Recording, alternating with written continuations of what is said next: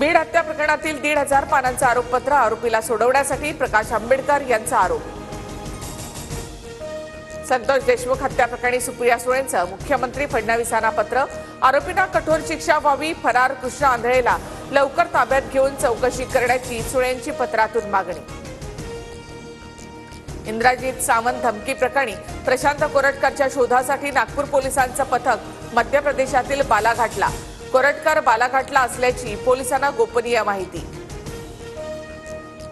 मुख्यमंत्र्यांकडून प्रशासकीय अधिकाऱ्यांच्या 100 दिवसाच्या कामाचा आढावा।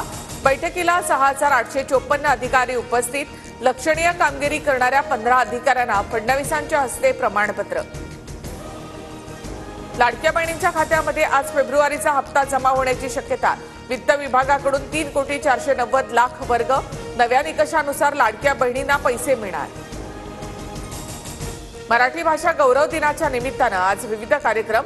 शिवाजी पार्कवर मनसेचं पुस्तक प्रदर्शन तर गेटवे ऑफ इंडिया इथे मराठी भाषा गौरव दिनाच्या निमित्तानं पुरस्कार प्रदान सोहळा। मुंबईमध्ये सलग दुसऱ्या दिवशी तापमान 38 अंशांवर। सांताक्रूजमध्ये सर्वाधिक 38.5 अंश सेल्सिअस तापमानाची नोंद।